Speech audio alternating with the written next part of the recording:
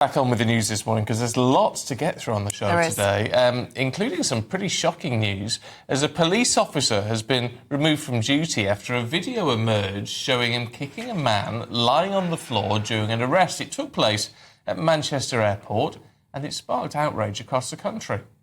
A warning that some viewers may find these images distressing. So this is the incident at Manchester Airport. If you are listening on the radio, the man is laying face down. We're not sure exactly what the context is, but it looks as though there was an altercation at the airport. This man is face down, and you can see the officers strike him twice in the head and the body. Well, then protesters took to the streets outside of Rochdale Police Station with members of the crowd jeering, "Shame on you." Well, the Assistant Chief Constable at Greater Manchester Police has released a statement saying one male officer has been removed from operational duties and we're making a voluntary referral of our policing response to the Independent Office of Police Conduct. The use of such force in an arrest is an unusual occurrence and one that we understand creates alarm.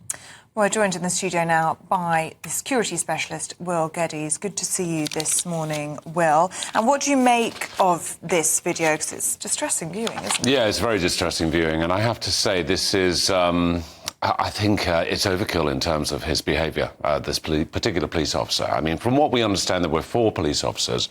There was some level of confrontation that took place. And again, this is based on limited information, even though GMP have released a statement.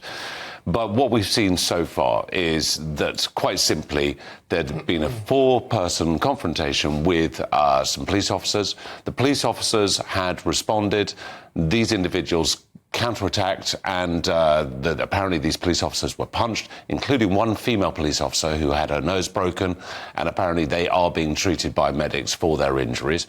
The response team that subsequently followed up then took this particular action, and this is where this video apparently starts. So, again, we don't have the fullest context here. We need to see the full video from certainly the airport CCTV to see exactly what happened, and any other bystander video. But to react in this particular way, I don't think is acceptable. You had an individual who was prone on the ground. This could have been dealt with a taser, and I believe the taser was being threatened from what I've seen in the videos. But to kick someone in the head when they're down and then to subsequently follow up with various other strikes, I'm not sure that's justified.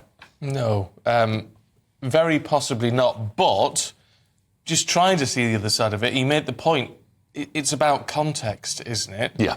And is there ever any justifiable excuse if there's been a lot of attack from this individual? We're not saying there was, but if that was the case, and a police officer is going to get a bit riled, aren't they? Yeah, they are going to get riled, but again, we've got to expect our police officers to deal with it in a rational and pragmatic way, not to use emotion and overreact. And I think, yes, you use sufficient force to suppress the threat, and if the individual is resisting, then yes, you increase and amplify the force that's going to be used. But the police officers are not exempt from the same as everybody else in terms of using what we call reasonable force, and reasonable force has to be justified in the eyes of the law. So I would find it surprising. Certainly we see the second individual, not the one lying on the floor, but the one that's actually sat on the side, who seems to be certainly submitting to the instructions, who is told to move from the chair to kneel, and this police officer kicks him in the leg. Now, that individual looked as though he was complying, from what I could see. Yeah. It's difficult, isn't it, for the authorities, because obviously they have to ensure that themselves and bystanders are safe, but they are trained to the higher standards and they are held to those high standards. Absolutely, yes. And I mean, and we can't forget, as we're seeing on a daily basis, you only have to go on social media to see the number of bystanders and members of the general public who will be videoing these things on their phone, and that will then proliferate across social media very quickly, and it will be trialled by members of the general public before things can even be taken into a more formal inquiry sense. Well, and that's, to be fair, that's not necessarily a positive thing. No, exactly. I mean, it's odd because it can be useful, it can apply pressure when it needs to be applied, but again, it's that whole context issue, and there may well have been something wrong here which needs to be looked at. But again, people aren't necessarily seeing that online. You're right, Stephen. And also it can be edited down, and it can be edited down for controversial purposes. And what we saw also last night in the wake of this incident was a protest in Rochdale with individuals calling Allah Akbar and saying if the police are going to respond in this way, this is not positive, this is not helpful, this is not going to help communities.